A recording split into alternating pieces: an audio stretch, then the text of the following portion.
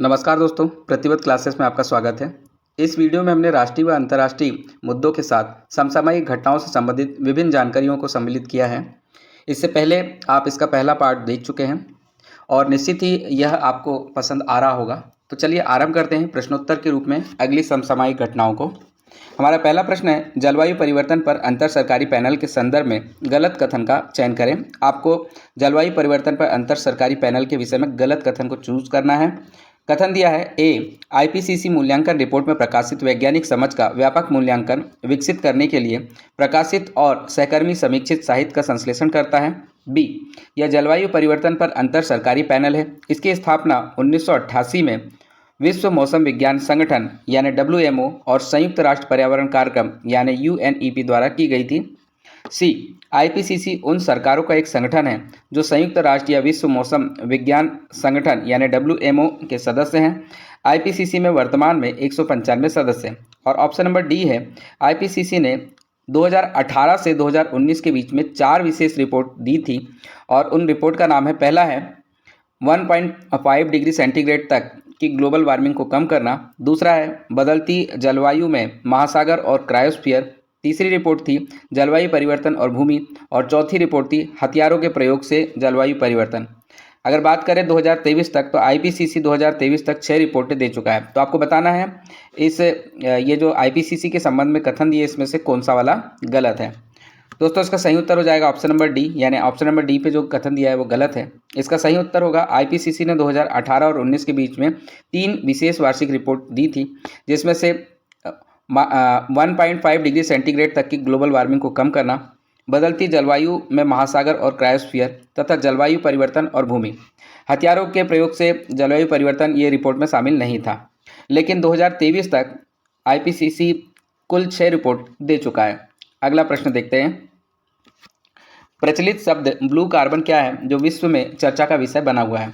Option A, carbon का सबसे शुद्ध रूप माना जाता है क्योंकि इसमें 98% तक कार्बन होता है जो जलने पर नीली रोशनी देता है। बी, दुनिया के तटीय और समुद्री पारिस्थितिकी तंत्र। सी, नीले रंग का कार्बनिक पदार्थ है। और डी, अंतरिक्ष में कार्बन का फैलाव जो नीला दिखाई देता है। दोस्तों, इसका सही उत्तर हो जाएगा option number B. Option number B में है दुनिया के तटीय और समुद्री पारिस्थितिकी तंत्र। ब्लू कार्बन दुनिया के तटीय और समुद्री पारिस्थितिक तंत्र जैसे मैंग्रोव, नमक दलदल और समुद्री घास में संग्रहित कार्बन डाइऑक्साइड यानी CO2 के लिए गढ़ा गया एक शब्द है। समुद्र से इसकी निकटता के कारण इसे ब्लू कार्बन कहा जाता है। यह ज़्यादातर समुद्र तल से लगभग 6 मीटर तक नीचे मट्टी और गाद में जमा हुआ कार्बन होता है। अगला प्रश्न हम देखते हैं। अंतर्राष्ट्रीय योग दिवस 2023 के विषय में गलत कथन का परीक्षण करें। आपको योग दिवस के विषय में गलत कथन जो दिया है बताना है। पहला कथन, ए, इस वर्ष के अंतर्राष्ट्रीय योग दिवस की थीम हर आंगन के लिए योग थी जो भारत की सामाजिक सांस्कृतिक विरासत पर प्रकाश डालती है और एकता को बढ़ावा देती है। ऑप्शन नंबर बी में दिया है, वर्ष 2014 में आयोजित संयुक्त राष्ट्र महासभा यानी UNGA के 69वें सत्र के उद्घाटन के दौरान भारत द्वारा अंतर्राष्ट्रीय योग दिवस यानी IDY का विचार प्रस्तावित किया गया था और 21 जून को अंतर्राष्ट्रीय योग दिवस मनाने के लिए चुना गया। ऑप्शन नंबर सी दिया है, विश्व मंच पर योग का प्रसार करने के जरिए प्रधानमंत्री मोदी ने भारत का वैसा ही प्रभाव डालने की कोशिश की है जैसे चीनी राष्ट्रपति शी जिनपिंग ने गुडविल यानी कि सद्भावना के प्रतीक के रूप में दुनिया भर के देशों के चिड़ियाघर में चिड़ी पांडा भेजकर किया था। और डी है, आर्कटिक में हिमाद्री और अंटार्कटिक में भारती में आयोजित होने वाले योग सत्र चरम क्षेत्रों में योग की पहुंच को प्रदर्शित किया गया है। तो बताना है अंतर्राष्ट्रीय योग दिवस 2023 के विषय में गलत कथन क्या था। दोस्तों, इसका सही उत्तर हो जाएगा option number A. Option number A में जो कथन दिया है वो गलत है। इसका सही उत्तर हो जाएगा, अंतर्राष्ट्रीय योग दिवस 2023 के विषय की थीम थी वसुधैव कुटुंबकम के लिए योग, जो कि भारत की सामाजिक सांस्कृतिक विरासत पर प्रकाश डालती है और एकता को बढ़ावा देती है। तो हर आंगन के लिए योग इसकी थीम नहीं थी। बाकी के अन्य जो सारे कथन दिए हैं वो सारे के सारे बिल्कुल सत्य हैं। अगला प्रश्न देखते हैं। अंतर्राष्ट्रीय योग दिवस यानी IDY 2023 की मुख्य विशेषताएं क्या थी। पहला, आर्कटिक से अंटार्कटिक तक योग। दूसरा, जनजातीय कारीगरों को बढ़ावा देना। तीसरा, योग भारतमाला और योग सागरमाला। चौथा, योग का महासागर वलय। सही उत्तर का चयन करना है। ऑप्शन ए में है पहला दूसरा, बी में है पहला तीसरा, सी में है पहला दूसरा तीसरा और डी में है पहला दूसरा तीसरा चौथा। इसका सही उत्तर ऑप्शन नंबर डी हो जाएगा। ऑप्शन नंबर डी के अकॉर्डिंग ये चारों के चारों जो कथन दिए हैं ये अंतर्राष्ट्रीय योग दिवस 2023 की मुख्य विशेषता में शामिल है।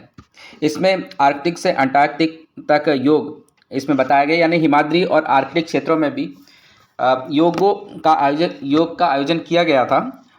तो इससे साबित होता है कि चरम क्षेत्रों पर भी हमने योग को प्रदर्शित किया है। इसके अलावा जनजातीय कारीगरों को बढ़ावा देने के लिए मदुरै मेट, मधुरकाटी, मयूरभंज की सुबाई घास, योगा मेट और झारखंड के गोंधा घास की मेट जैसे उत्पादों को बढ़ावा दिया गया था, उसका प्रचार प्रसार किया गया था। और तीसरा योग भारतमाला और योग सागरमाला। तो योग भारतमाला और योग सागरमाला के तहत भारत तिब्बत सीमा पुलिस बल और सीमा सुरक्षा बल तथा सीमा सड़क सुरक्षा बल इत्यादि जो सुरक्षा बल हैं, इन्होंने अपने योग का प्रदर्शन किया था। योग सागरमाला में INS विक्रांत के फ्लाइट डेक पर भी योग का प्रदर्शन किया गया था और साथ ही जो भारतीय समुद्री तट है वहाँ पर भी योगों का प्रदर्शन किया गया था।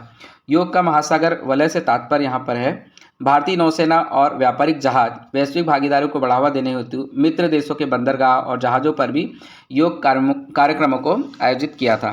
तो इस प्रकार से चारों की चारों विशेषताएं अंतर्राष्ट्रीय योग दिवस 2023 की मुख्य विशेषताओं में शामिल थी। अगला प्रश्न है, भारत में राष्ट्रीय दल की स्थिति 2023 के संदर्भ में गलत कथन का चयन करें। कथन दिया है ए, 2023 तक भारत में 6 राष्ट्रीय पार्टियां, 56 से अधिक मान्यता प्राप्त राज्य पार्टियां और 2796 गैर मान्यता प्राप्त पार्टियां हैं। बी, अप्रैल 2023 को भारत के चुनाव आयोग यानी ECI ने 3 पूर्व राष्ट्रीय दलों तृणमूल कांग्रेस यानी TMC, राष्ट्रवादी कांग्रेस पार्टी यानी NCP और भारतीय कम्युनिस्ट पार्टी यानी CPI की राष्ट्रीय पार्टी का दर्जा रद्द कर दिया है। सी, आम आदमी पार्टी को 2015 में राष्ट्रीय पार्टी का दर्जा मिला है। और डी, 2015 में भारतीय निर्वाचन आयोग ने 2014 लोकसभा चुनाव में खर्च का हिसाब न दे पाने की वजह से NPP दल की मान्यता निलंबित कर दी थी। इस मामले में निलंबित होने वाली वह पहली पार्टी बनी थी। तो आपको बताना है कि इसमें कौन सा गलत कथन है। तो दोस्तों इसका सही उत्तर हो जाएगा ऑप्शन नंबर सी, यानी ऑप्शन नंबर सी में जो कथन दिया है वो गलत है। सी में दिया है आम आदमी पार्टी को 2015 में राष्ट्रीय पार्टी का दर्जा मिला था, ये बिल्कुल गलत है। अगर हम बात करें तो आम आदमी पार्टी को 10 अप्रैल 2023 को राष्ट्रीय पार्टी का दर्जा दिया गया था। इसके अतिरिक्त जो अन्य कथन है वो सारे के सारे बिल्कुल सही है। अगला प्रश्न हम देखते हैं, भारतीय निर्वाचन आयोग द्वारा प्रत्याशियों के चुनावी खर्च के संदर्भ में गलत कथन का चयन करें। ऑप्शन ए में दिया है विधानसभा चुनाव में प्रत्याशियों के खर्च की सीमा 28 लाख से बढ़कर 40 लाख तथा छोटे राज्यों में अधिकतम खर्च सीमा 20 लाख से 28 लाख और लोकसभा क्षेत्र में 70 लाख से 95 लाख रुपए कर दी गई है। ऑप्शन बी में है सभी पंजीकृत राजनीतिक दलों को चुनाव पूरा होने के 90 दिन के भीतर चुनाव आयोग को अपने चुनाव खर्च का ब्यौरा प्रस्तुत करना होता है। ऑप्शन सी है उम्मीदवार द्वारा सीमा से अधिक व्यय या खातों का गलत विवरण प्रस्तुत करने पर RPA 1951 की धारा 10 के तहत ECI द्वारा उसे राजनीतिक दल से बाहर निकाला जा सकता है। और डी है चुनाव संपन्न होने के 30 दिन के भीतर सभी उम्मीदवारों को ECI के समक्ष अपना व्यय विवरण प्रस्तुत करना होता है। तो दोस्तों इसका सही उत्तर हो जाएगा ऑप्शन नंबर सी, यानी ऑप्शन नंबर सी जो है वो इसमें गलत है। इसमें जो दिया है कि उम्मीदवार द्वारा सीमा से अधिक व्यय या खातों का गलत विवरण प्रस्तुत करने पर RPA 1951 की धारा 10 के तहत ECI द्वारा उसे 3 साल के लिए अयोग्य घोषित किया जा सकता है। तो उसे राजनीतिक दल से बाहर नहीं निकाला जाता, उसे 3 साल के लिए अयोग्य घोषित किया जाता है।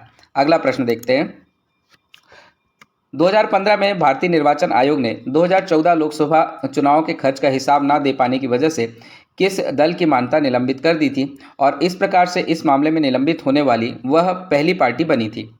ऑप्शन ए में है नेशनल पीपल पार्टी, बी में है आम आदमी पार्टी, सी में है बहुजन समाजवादी पार्टी और डी में है communist party of India Marxist. तो दोस्तों इसका सही उत्तर होगा option number A, national people party यानी NPP। ये PS संगमा की पार्टी थी और 2015 में भारतीय निर्वाचन आयोग ने 2014 लोकसभा चुनाव के खर्च का हिसाब न दे पाने की वजह से NPP को कुछ समय के लिए निलंबित कर दिया था। इस प्रकार से इस मामले में निलंबित होने वाली वो पहली पार्टी बनी थी। उसके बाद में वापस से इसका निलंबन रद्द कर दिया गया था। अगला प्रश्न हम देखते हैं, हाल ही में चर्चा में इंडिया का पूर्ण रूप क्या है? तो INDIA यानी इंडिया का पूर्ण रूप बताना है। ऑप्शन ए में है independence nation declare in August, B है independent national democratic intelligent area, C है Indian national development inclusive alliance और डी है Indus valley new developed inclusive area. तो दोस्तों इसका सही उत्तर हो जाएगा ऑप्शन नंबर सी, INDIA यानी इंडिया का पूर्ण रूप होगा वर्तमान में जो चर्चा में है Indian national development inclusive alliance, भारतीय राष्ट्रीय विकासात्मक समावेशी गठबंधन। ये 2024 के लोकसभा चुनाव को देखते हुए काफ़ी सारे पार्टियों ने, लगभग 26 पार्टियों ने बेंगलुरु में विपक्षी दल के रूप में एक सभा आयोजित की थी और इस सभा का जो अध्यक्षता की थी वो मल्लिकार्जुन खड़गे के द्वारा की गई थी और इसके बाद में INDIA का गठन किया गया था जो मुख्य विपक्षी दल के रूप में चुनाव लड़ेगा। और इसमें काफ़ी सारे दलों ने, वर्तमान के समय की अगर बात करें तो काफ़ी सारे दल इंडिया से अलग हो गए हैं और काफ़ी सारे दल अभी भी शामिल हैं और एकजुट होकर चुनाव लड़ने की तैयारी कर रहे हैं। अगला प्रश्न हम देखते हैं, हाल ही में लॉन्च प्रधानमंत्री सूर्योदय योजना के विषय में क्या गलत है? ऑप्शन ए, योजना का उद्देश्य सभी भारतीय लोगों के बिजली के बिलों में कटौती करना है, बी 1 करोड़ से ज़्यादा घरों पर रूफटॉप सोलर पैनल लगाए जाएंगे जिसकी मदद से लोगों को ऊर्जा का एक स्वच्छ साधन मिलेगा, सी आवेदकों को भारत का स्थायी निवासी होना आवश्यक है तथा वार्षिक आय 1.5 लाख रुपए से अधिक नहीं होना चाहिए, किसी भी सरकारी सेवा से जुड़ा नहीं होना चाहिए, डी दिसंबर 2023 तक भारत में सौर ऊर्जा स्थापित क्षमता लगभग 73.31 गीगावाट तक पहुंच गई है। इस बीच दिसंबर 2023 तक रूफटॉप सोलर क्षमता लगभग 11.08 गीगावाट है। तो आपको बताना है इसमें प्रधानमंत्री सूर्योदय योजना के विषय में गलत कथन कौन सा है? तो दोस्तों इसका सही उत्तर हो जाएगा option number A. Option number A, योजना का उद्देश्य सभी भारतीय लोगों के लिए बिजली के बिलों में कटौती करना, ये गलत है। इसका सही हो जाएगा, ये योजना लॉन्च की गई है लेकिन इसका उद्देश्य जो है वो गरीब और मध्यम वर्ग के लोगों के लिए बिजली के बिलों में कटौती करना है। तो सभी के लिए नहीं करना है, गरीब और मध्यम वर्ग के लोगों के लिए बिजली के बिल में कटौती करने के लिए ये योजना लाई गई है। बाकी के सारे कथन सत्य है। अगला प्रश्न देखते हैं, एशियन डेवलपमेंट बैंक ADB के एशियन डेवलपमेंट आउटलुक अपडेट में 2023-24 और 2024-25 के लिए भारत की विकास दर का अनुमान बताया गया है। तो आपको बताना है ADB के एशियन डेवलपमेंट आउटलुक अपडेट के अनुसार 2023-24 और 24-25 के लिए विकास दर क्या थी, तो क्रमशः आपको बताना है। ऑप्शन ए 4% तथा 6%, बी है 6% तथा 6.7%, सी है 6.4% तथा 6.7% और डी है 6% तथा 7%। दोस्तों इसका सही उत्तर हो जाएगा ऑप्शन नंबर सी, 2023-24 के लिए 6.4% और 2024-25 के लिए 6.7% विकास दर का अनुमान बताया गया है। अगला प्रश्न देखते हैं, हाल ही में चर्चा में रहे CBAM के विषय में गलत कथन का चयन करें। ऑप्शन ए है, इसका अर्थ है कार्बन बॉर्डर एडजस्टमेंट मैकेनिज्म यानी CBAM। ऑप्शन बी है, CBAM का लक्ष्य यूरोपीय संघ में प्रवेश करने वाले स्टील, सीमेंट, लोहा, उर्वरक और एल्यूमिनियम सहित अन्य ऊर्जा गहन उत्पादों के निर्माण के दौरान कार्बन उत्सर्जन का उचित मूल्य निर्धारण करना है। ऑप्शन सी में है, CBAM गैर EU देशों में स्वच्छ औद्योगिक उत्पादन को प्रोत्साहित करता है तथा इसकी अफ्रीकी अल्प विकसित देशों के कार्बन उत्सर्जन मानकों को पूरा करने वाली कंपनियों को CBAM से छूट दी गई है। और ऑप्शन नंबर डी है, EU ने कार्बन बॉर्डर एडजस्टमेंट मैकेनिज्म के तौर पर आयातित वस्तुओं पर कार्बन कर लगाने का प्रावधान किया है जिस पर भारत और चीन जैसे देशों ने आपत्ति जताई है। तो आपको बताना है CBAM के विषय में गलत कथन क्या है। दोस्तों इसका सही उत्तर ऑप्शन नंबर सी होगा। ऑप्शन नंबर सी में बोला है कि CBAM गैर EU देशों में स्वच्छ औद्योगिक उत्पादन को प्रोत्साहित करेगा तथा अफ्रीकी अल्पविकसित देशों के कार्बन उत्सर्जक मानकों को पूरा करने वाली कंपनियों को CBAM में छूट दी गई है। ये बिल्कुल गलत है। इसका सही होगा, CBAM गैर EU देशों में स्वच्छ औद्योगिक उत्पादन को प्रोत्साहित करता है तथा यूरोपीय संघ के कार्बन उत्सर्जन मानकों को पूरा करने वाली कंपनियों को CBAM में छूट दी गई है। तो इसी वजह से भारत और चीन जैसे देशों ने इसका विरोध किया है। तो सही उत्तर याद रखेंगे कि जो EU के जो देश है उनको ही छूट मिली है सभी देशों को छूट इसमें नहीं दी गई है। अगला प्रश्न हम देखेंगे, हाल ही में चर्चा में रहे सैन्य अताशे के विषय में सही उत्तर का चयन करें।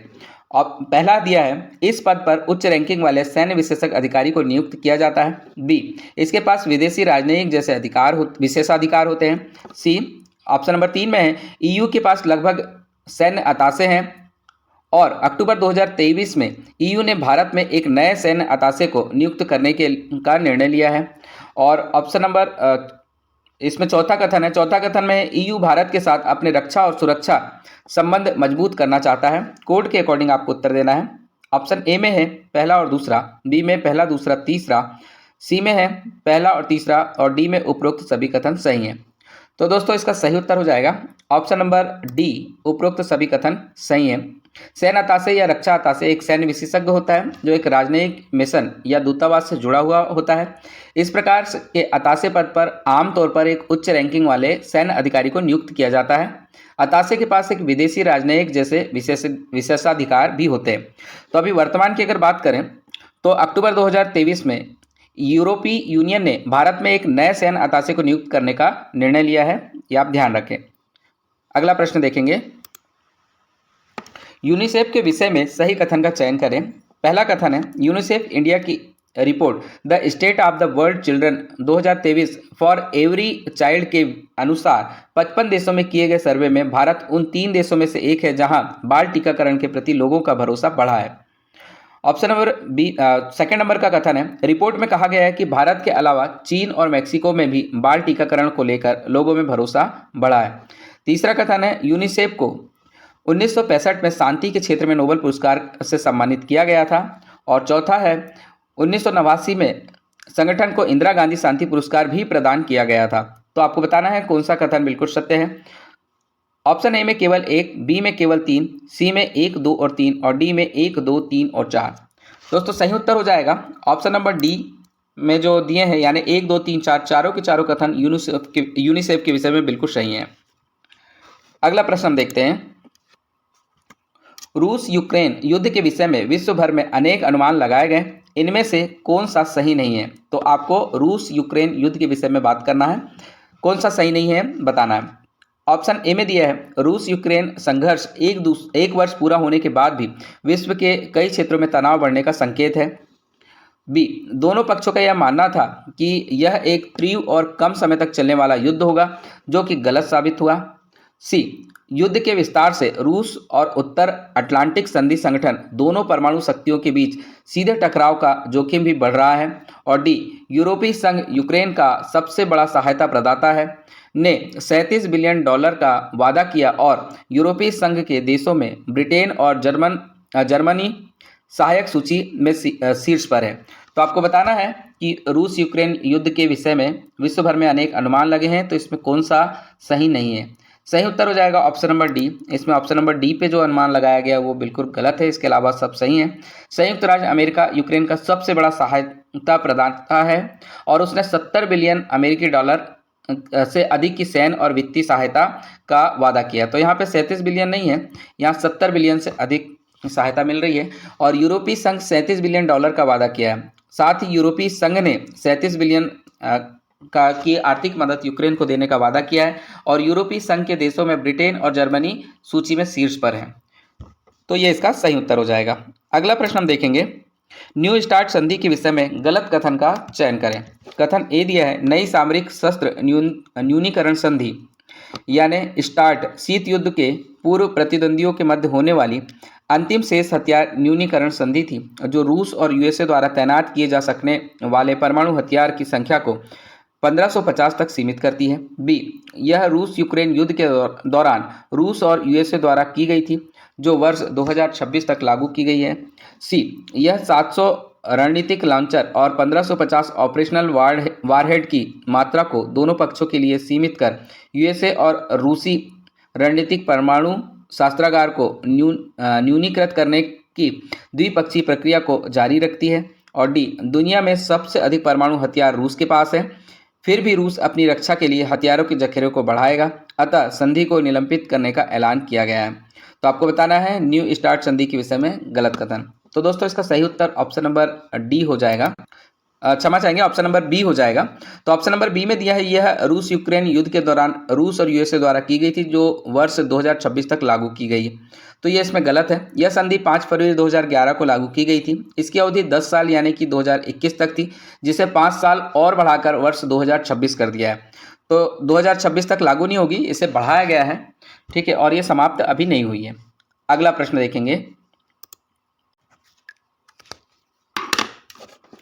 नाटो के विषय में सही कथनों का परीक्षण करें। पहला कथन है, नाटो की स्थापना 4 अप्रैल 1949 को यूरोप और उत्तरी अमेरिका के 12 देशों द्वारा की गई थी। दूसरा है, अनुच्छेद 10 में बताया गया है कि सदस्यता किसी भी यूरोपीय राज्य के लिए खुली है जो इस संधि के सिद्धांतों को आगे बढ़ाने और उत्तरी अटलांटिक क्षेत्रों की सुरक्षा में योगदान करने की स्थिति में है। तीसरा, रूस की नाराजगी के बावजूद फिनलैंड अप्रैल 2023 में नाटो का 31वां सदस्य बन गया, जबकि फिनलैंड की करीबन 1300 किलोमीटर से लंबी सीमा ऐसी है जो रूस से सटी हुई है। तो सही उत्तर का आपको चयन करना है। ऑप्शन ए में है केवल एक, बी में भी केवल एक दिया है, सी में है 1 और 3 और डी में है 1, 2 और 3। तो दोस्तों सही उत्तर हो जाएगा ऑप्शन नंबर डी, 1, 2 और 3। ये तीनों कथन जो है नाटो के विषय में बिल्कुल सत्य है। नाटो की स्थापना 4 अप्रैल 1949 को यूरोप और उत्तरी अमेरिका के 12 देशों द्वारा की गई थी। अनुच्छेद 10 में बताया गया कि सदस्यता किसी भी यूरोपीय राज्य के लिए खुली है जो इस संधि के सिद्धांतों को आगे बढ़ाने और उत्तरी अटलांटिक क्षेत्र की सुरक्षा में सहयोग करने की स्थिति में है। तीसरा है, रूस की नाराजगी के बावजूद फिनलैंड अप्रैल 2023 में नाटो का 31वां सदस्य बन गया, जबकि फिनलैंड के करीबन 1300 किलोमीटर से लंबी सीमा ऐसी है जो रूस से सटी हुई है। अगला प्रश्न देखेंगे, भारत मालदीव रिश्तों के विषय में गलत कथन चुने। कथन दिया है, ए, पीएम नरेंद्र मोदी के लक्षद्वीप दौरे को लेकर मालदीव के मंत्रियों द्वारा की गई टिप्पणी के बाद भारत और मालदीव के रिश्तों में तनाव पैदा हो गया है। बी, मालदीव के राष्ट्रपति ने भारत को अपने सैनिकों को 15 मार्च तक वापस बुलाने का अल्टीमेटम दे दिया। आपसी सहमति के बाद भारत के सैनिक 10 मई 2024 तक भारत लौटेंगे। सी, मालदीव की मौजूदा सरकार चीन समर्पित सरकार है तथा राष्ट्रपति मोहम्मद मोइज्जू ने अपनी चुनावी कैंपेन में इंडिया गो का नारा दिया था। डी, चीन मालदीव के राष्ट्रीय सुरक्षा बल यानी MNDF के लिए 70% रक्षा प्रशिक्षण प्रदान करता है और भारतीय सैनिकों को वापस भेजने का यह भी एक प्रमुख कारण है। तो दोस्तों इसका सही उत्तर हो जाएगा option number D. Option number D इसमें गलत है। इसका सही हो जाएगा, भारत मालदीव के राष्ट्रीय रक्षा बल यानी MNDF के लिए सबसे बड़ी संख्या में प्रशिक्षण प्रदान करता है, जो कि उसकी लगभग 70% रक्षा प्रणाली आवश्यकताओं को पूरा करता है। तो यहाँ पे चीन मदद नहीं करता है, यहाँ भारत मदद करता है। उसके बाद भी इंडिया गो का नारा दिया गया राष्ट्रपति मोदी के द्वारा और भारतीय सैनिकों को वहाँ से जो कि वहाँ पे स्थानीय लेवल पे मदद करते हैं 10 मई 2024 तक भारत लौटने का अल्टीमेटम दे दिया गया है। अगला प्रश्न देखेंगे, मालदीव में भारत के विभिन्न ऑपरेशन और परियोजनाओं में कौन शामिल नहीं है? तो आपको बताना है।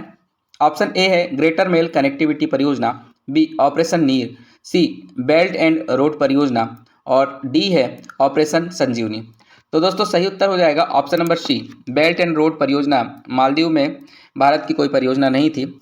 ये जो बेल्ट एंड रोड परियोजना है ये चीनी परियोजना है। इसके अलावा ग्रेटर मेल कनेक्टिविटी परियोजना ये भारत के द्वारा दी गई परियोजना थी और इसमें 6.74 किलोमीटर लंबा पुल और माले और इसके आसपास के क्षेत्र में नवीनीकरणीय ऊर्जा का उपयोग किया जाएगा।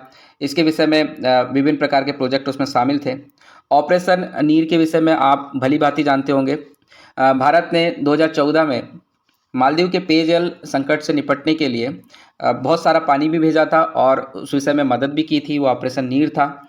ऑपरेशन संजीवनी जो है उसके तहत कोविड-19 से निपटने के लिए सहायता के रूप में 6.2 टन आवश्यक दवाओं की आपूर्ति मालदीव में की गई थी भारत के द्वारा। तो ये तीनों ही परियोजना भारत से संबंधित है, लेकिन बेल्ट एंड रोड परियोजना जो है वो चीन की परियोजना है। अगला प्रश्न देखेंगे, प्रधानमंत्री विश्वकर्मा योजना के बारे में क्या गलत है ये आपको बताना है। ऑप्शन ए में दिया है, केंद्र सरकार ने वित्तीय वर्ष 2023-24 के बजट सत्र में विश्वकर्मा योजना की घोषणा की थी। बी, कारीगरों को आर्थिक सहायता देना इस योजना का उद्देश्य है। इस योजना के लाभार्थियों को 15,000 रुपये की टूल किट मिलेगा। लाभार्थियों को स्किल ट्रेनिंग के साथ 1500 रुपये प्रतिदिन का स्टाइपेंड भी मिलेगा। सी, इससे कारीगरों के पारंपरिक कौशल को अभ्यास कौशल अभ्यास को बढ़ावा मिलेगा या कारीगरों तक प्रोडक्ट्स और सर्विस को सही से पहुंचाने में मदद करेगी। डी, इस योजना के तहत इनमें 18 पारंपरिक व्यवसायों को शामिल किया गया है। भारत में ग्रामीण और शहरी क्षेत्रों में कारीगरों और शिल्पकारों को सहायता प्रदान करेगी। तो आपको बताना है विश्वकर्मा योजना के बारे में गलत क्या है। दोस्तों इसका सही उत्तर ऑप्शन नंबर बी हो जाएगा। यहाँ पे जो दिया है कारीगरों को आर्थिक सहायता देना इस योजना का उद्देश्य है। इस योजना को लाभार्थी को 15,000 रुपये की टूल किट मिलेगा और लाभार्थी को स्किल ट्रेनिंग के साथ 1,500 रुपये प्रतिदिन का स्टाइपेंड मिलेगा। तो इसमें 1,500 रुपये प्रतिदिन का स्टाइपेंड नहीं दिया जा रहा है, इसमें दिया जाएगा केवल 500 रुपये प्रतिदिन का स्टाइपेंड। इसके अलावा जो अन्य जो उपलब्ध ऑप्शंस हैं वो सारे के सारे बिल्कुल सही हैं। अगला प्रश्न हम देखते हैं, महिला सम्मान बचत पत्र योजना 2023 क्या है। पहला दिया है ऑप्शन ए में महिला सम्मान बचत पत्र योजना की घोषणा वित्त मंत्री निर्मला सीतारमण द्वारा 2023-24 के बजट में की गई थी। ऑप्शन बी, इस योजना में कोई भी भारतीय महिला या लड़की अपना डाकघरों में अकाउंट खोलकर 100 रुपये से अधिकतम 2 लाख रुपए पर सालाना के हिसाब से 3.5% का निश्चित ब्याज प्राप्त कर सकती है। सी, यह योजना इस अधिसूचना के जारी होने की तिथि से 2 वर्षों तक लागू रहेगी। इसकी शुरुआत 1 फरवरी 2023 से हुई है जो 31 मार्च 2025 को खत्म हो जाएगी। और डी, इसका उद्देश्य है लड़कियों सहित महिलाओं में निवेश प्रवृत्ति को बढ़ावा देते हुए वित्तीय समावेशन और सशक्तिकरण को बढ़ावा देना।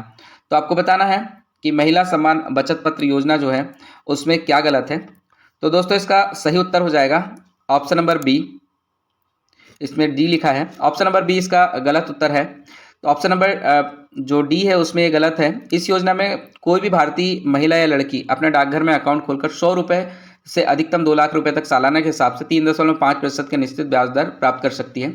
इसकी जगह होगा, इस योजना में कोई भी भारतीय महिला या लड़की अपना अकाउंट डाकघर में खोलकर 1,000 रुपये से अधिकतम 2 लाख रुपए तक सालाना के हिसाब से 7.5% का निश्चित ब्याज प्राप्त कर सकती है।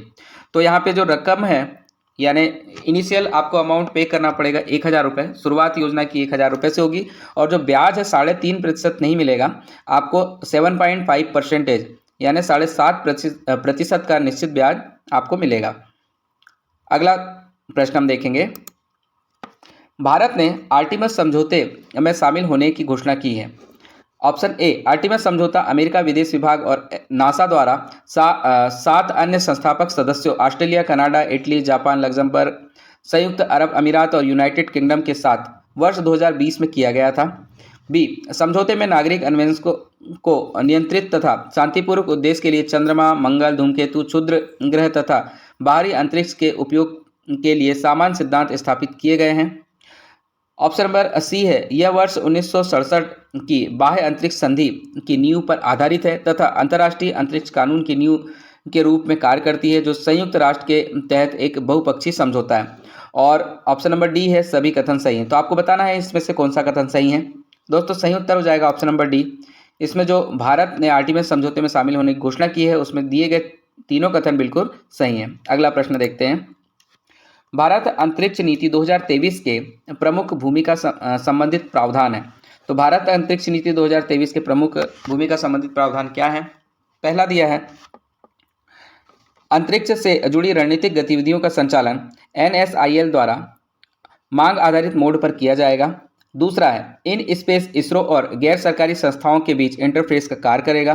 तीसरा है, इसरो नई तकनीकों, नई प्रणालियों के साथ अनुसंधान और विकास पर ध्यान केंद्रित करेगा। और चौथा, इसरो के मिशन के परिचालन की जिम्मेदारी न्यू स्पेस इंडिया लिमिटेड को दी जाएगी। कूट के अनुसार आपको उत्तर देना है।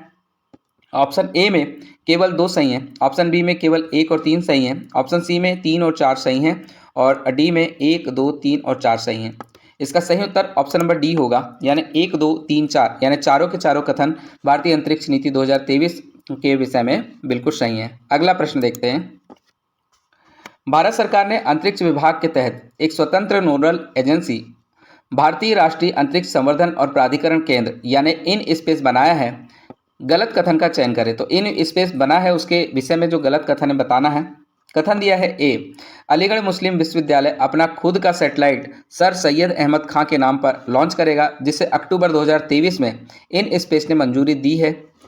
ऑप्शन बी में है, इन स्पेस को अपने स्वयं के कैडर के साथ एकल खिड़की नोडल एजेंसी के रूप में स्थापित किया गया है, जो निजी कंपनियों की गतिविधियों को अनुमति देती है और उनकी निगरानी करती है। सी, वर्तमान में 500 से अधिक निजी कंपनियां हैं जो विभिन्न अंतरिक्ष गतिविधियों को पूरा करने में भारतीय अंतरिक्ष अनुसंधान संगठन यानी इसरो के साथ साझेदारी करती है। ऑप्शन नंबर डी, सरकारी कंपनियों को बढ़ावा देने के लिए जहां भी संभव हो निःशुल्क या उचित लागत के आधार पर प्रौद्योगिकी, विशेषज्ञता और सुविधाओं को साझा करने के लिए एक उपयुक्त तंत्र पर काम करेगा। तो बताना है आपको इसमें कौन सा गलत कथन है। दोस्तों इसका सही उत्तर ऑप्शन नंबर डी हो जाएगा, यानी ऑप्शन नंबर डी पे जो कथन दिया है वो गलत है।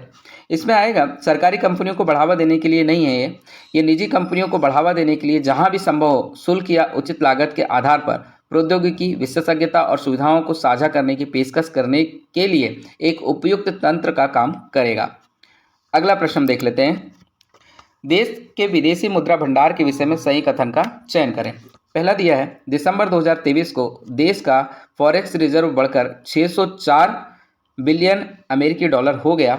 दूसरा, अक्टूबर 2021 में देश की फॉरेक्स रिजर्व 642 बिलियन अमेरिकी डॉलर के साथ ऑल टाइम हाई पर था। तीसरा, 2023-24 में विदेशी पोर्टफोलियो निवेश यानी एफपीआई इनफ्लो 6 दिसंबर तक 24.9 बिलियन डॉलर रहा है। चौथा, फॉरेन डायरेक्ट इन्वेस्टमेंट एफडीआई अप्रैल से अक्टूबर 2023 में घटकर 10.4 बिलियन अमेरिकी डॉलर हो गया, जो एक साल पहले 2022 में 20.8 बिलियन डॉलर का था। तो सही विकल्प का चयन करना है। ऑप्शन ए में पहला और दूसरा सही है, ऑप्शन बी में पहला दूसरा तीसरा सही है, ऑप्शन सी में पहला दूसरा चौथा सही है और ऑप्शन डी में पहला दूसरा तीसरा और चौथा चारों सही है। दोस्तों देश के विदेशी मुद्रा भंडार के विषय में जो चारों कथन दिए हैं ये चारों के चारों सही हैं। इसका सही उत्तर होगा ऑप्शन नंबर डी। अगला प्रश्न हम देखते हैं। 15वां ब्रिक्स शिखर सम्मेलन के विषय में सही कथनों का चयन करें। कथन दिया है, पहला, यह शिखर सम्मेलन वर्ष 2019 में कोविड-19 महामारी के बाद पहली व्यक्तिगत बैठक है। दूसरा, सम्मेलन का विषय ब्रिक्स और अफ्रीकी पारस्परिक रूप से त्वरित विकास, धारणीय विकास और समावेशी बहुपक्षवाद के लिए साझेदारी है। तीसरा है, मिस्र, ईरान, सऊदी अरब, संयुक्त अरब अमीरात, इथोपिया और अर्जेंटीना के ब्रिक्स में शामिल होने से मध्य पूर्व, अफ्रीका व दक्षिण अमेरिका में इस समूह का प्रतिनिधित्व बढ़ गया है। और चौथा कथन है, ब्राजील में 15वें ब्रिक्स शिखर सम्मेलन 2023 का आयोजन किया गया। तो आपको बताना है इसमें कूट के अनुसार सही उत्तर।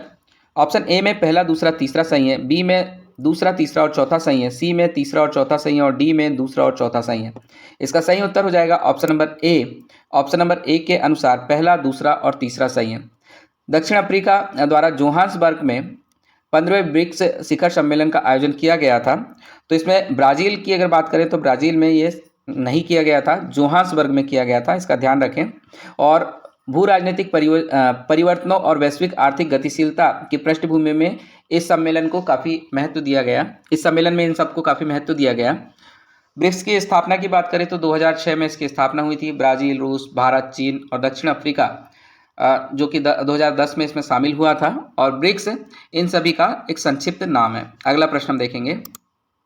न्यू डेवलपमेंट बैंक के विषय में सही कथन का चयन करें। आपको न्यू डेवलपमेंट बैंक के विषय में गलत कथन सही कथन क्या है वो बताना है। कथन दिया है, पहला, वर्ष 2014 में फोर्टालेजा यानी ब्राज़ील में 6वें ब्रिक्स शिखर सम्मेलन के दौरान नेताओं ने न्यू डेवलपमेंट बैंक यानी एनडीबी जो कि संघाई चीन में है की स्थापना के समझौते पर हस्ताक्षर किए।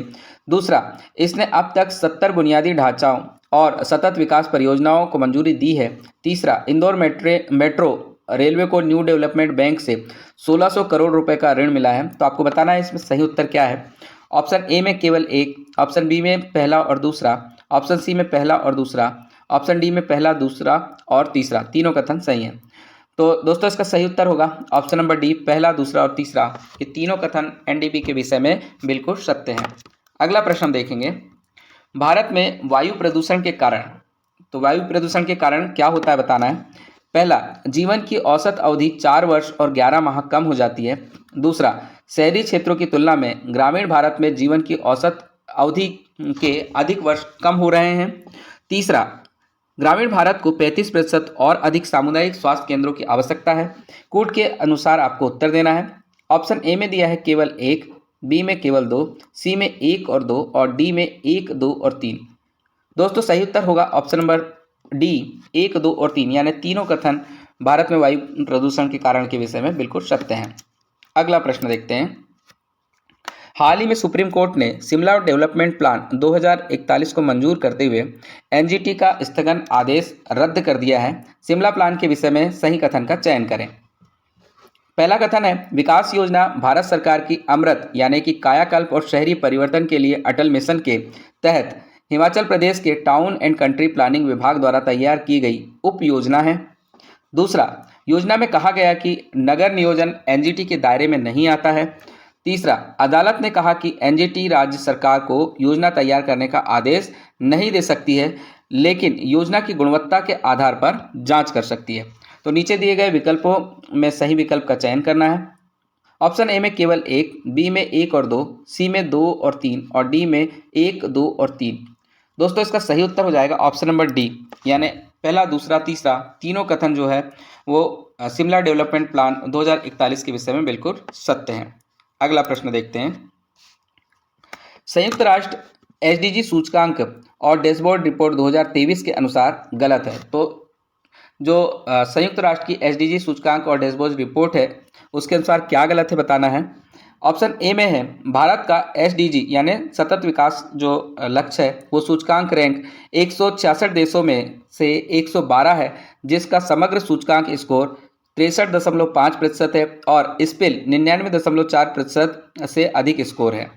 बी, भारत ने सफलतापूर्वक लाखों लोगों को गरीबी से बाहर निकाला है।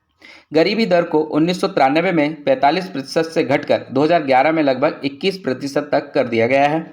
सी, भारत में अल्प पोषण की व्यापकता 2004 से 6 में 18.2% से घटकर 2016 से 18 में 14.5% हो गई है। और डी, भारत ने 2018 में 85.3% की शुद्ध नामांकन दर के साथ लगभग सार्वभौमिक प्राथमिक विद्यालय नामांकन हासिल कर लिया है।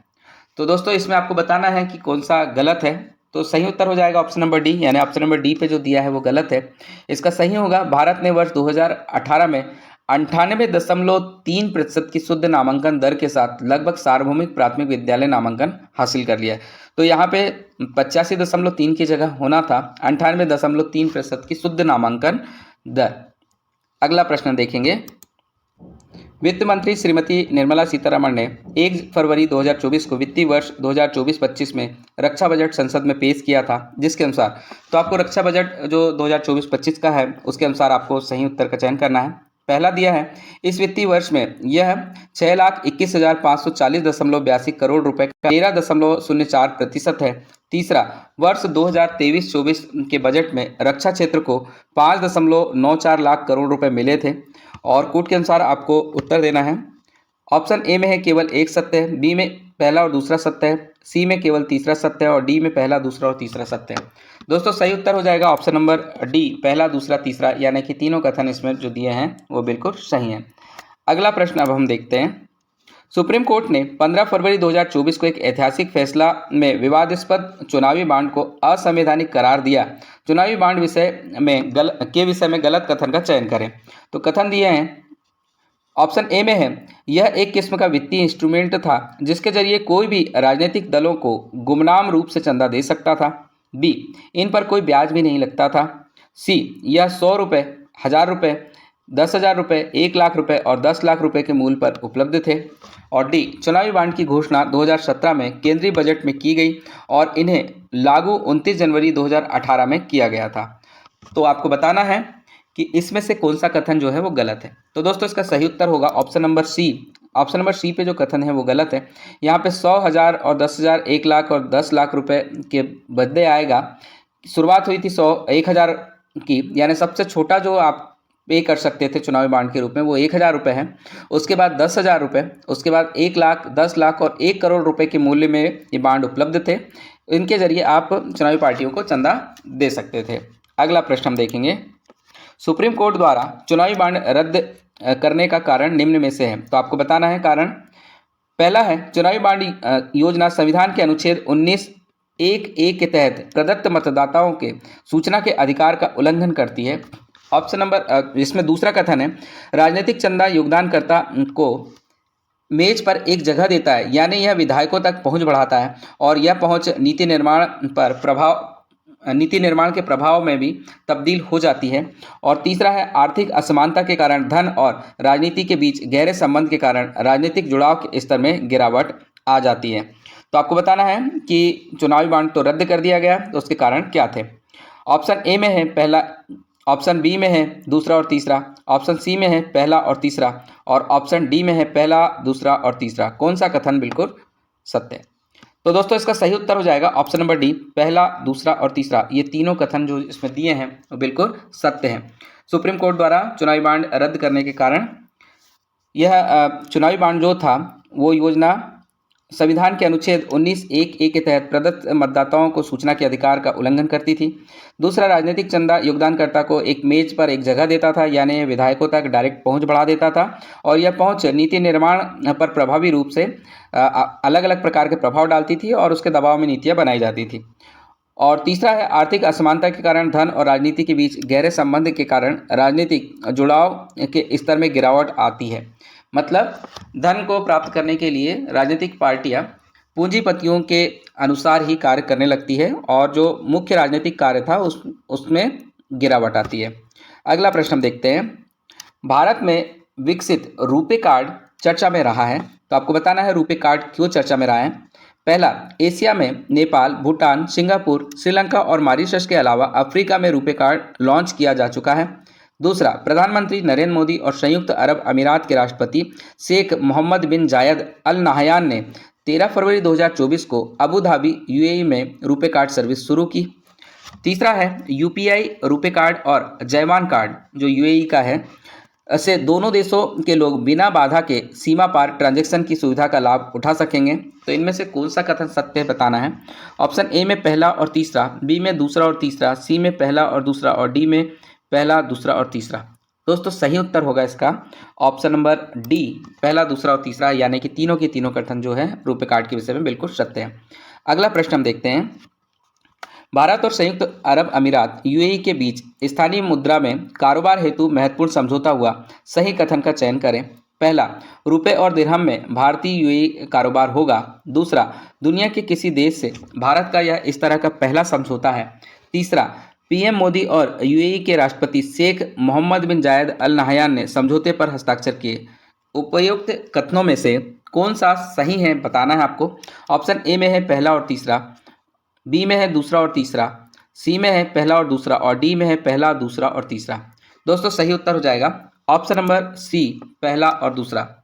पहला कथन है रुपए और दिरहम में भारत और यूएई के बीच में कारोबार होगा, और दूसरे कथन पे है दुनिया के किसी देश से भारत का यह इस तरह का पहला समझौता है। मतलब जिस तरीके से जो यूएई और भारत के बीच में समझौता हुआ है वह समझौता भारत ने पहली बार किसी देश के साथ में किया हुआ है।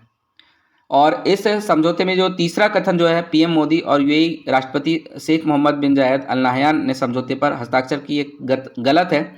यह जो समझौता हुआ था वह आरबीआई के गवर्नर डॉक्टर शशिकांत दास और रिजर्व बैंक ऑफ यूएई के गवर्नर खालिद मोहम्मद बाल्मा ने किया था। अगला प्रश्न हम देखेंगे, दाव की भूमि बंदरगाह का संबंध किससे है।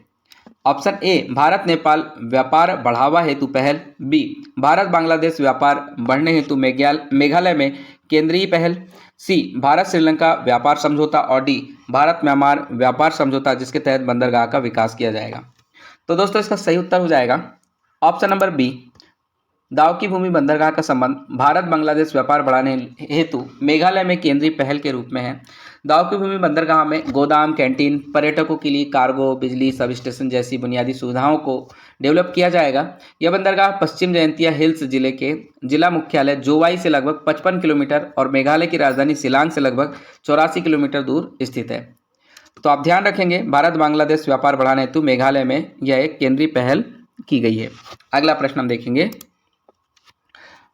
मई 2023 में हुए भारत ग्रीस द्विपक्षीय सहयोग समझौते के विषय में सही कथन है। तो आपको बताना है भारत ग्रीस के जो बीच में समझौता हुआ था उसमें सही कथन क्या है। कथन ए में दिया है, समझौते में भारत और ग्रीस एक प्रवासन को प्राथमिकता के अलावा 2030 तक व्यापार को दुगना करने का लक्ष्य रखा गया है। बी, समझौते में भारत और ग्रीस के बीच निर्माण और शिपिंग जैसे प्रमुख क्षेत्रों पर जोर दिया गया है। ऑप्शन सी, समझौते में भारत और ग्रीस के बीच शिक्षा और संस्कृति का आदान प्रदान पर जोर दिया गया है। और ऑप्शन नंबर डी, समझौते में भारत और ग्रीस के बीच टैक्स फ्री व्यापार पर बल दिया गया है। तो दोस्तों इसका सही उत्तर हो जाएगा ऑप्शन नंबर ए, समझौते में भारत और ग्रीस एक प्रवासन को प्राथमिकता के अलावा 2023 तक व्यापार को दुगना करने का लक्ष्य रखा गया है। यह कथन बिल्कुल सही है। और साथ ही रक्षा, सुरक्षा, सहयोग और शिपिंग जैसे प्रमुख क्षेत्रों पर भी काफ़ी बल दिया गया है। इसमें निर्माण और शिपिंग नहीं आएगा, शिक्षा और संस्कृति भी इसमें शामिल नहीं है, और टैक्स फ्री व्यापार के विषय में ऐसी कोई बात नहीं की गई है, इसलिए इसमें पहला कथन बिल्कुल सत्य है। अगला प्रश्न देखेंगे। हाल ही में प्रधानमंत्री श्री मोदी ने दुबई में वर्ल्ड गवर्नमेंट समिट 2024 को संबोधित किया। गलत कथन का चयन करें। कथन ए दिया है, श्री मोदी ने सम्मेलन में भविष्य की सरकारों को आकार देना विषय पर मुख्य भाषण दिया। बी, न्यूनतम सरकार अधिकतम शासन के मंत्र पर आधारित भारत के परिवर्तनकारी सुधारों पर प्रकाश डाला। ऑप्शन नंबर सी है, उन्होंने एक समावेशी समाज का लक्ष्य हासिल करने के लिए जन भागीदारी, अंतिम व्यक्ति तक सुविधाओं की पहुंच और महिलाओं के नेतृत्व पर आधारित विकास पर भारत के फोकस को रेखांकित किया। और ऑप्शन नंबर डी है, उन्होंने ग्लोबल साउथ के सामने आतंकवाद और अलगाववाद संबंधी चिंताओं को वैश्विक चर्चा के केंद्र में लाने का प्रयास किया। तो इसमें बताना है, ये जो दुबई में वर्ल्ड गवर्नमेंट समिट हुई थी 2024 में, इसको संबोधित करते हुए जो श्री मोदी जी ने जो कहा था उसमें कौन सा नहीं था, गलत कथन आपको बताना है।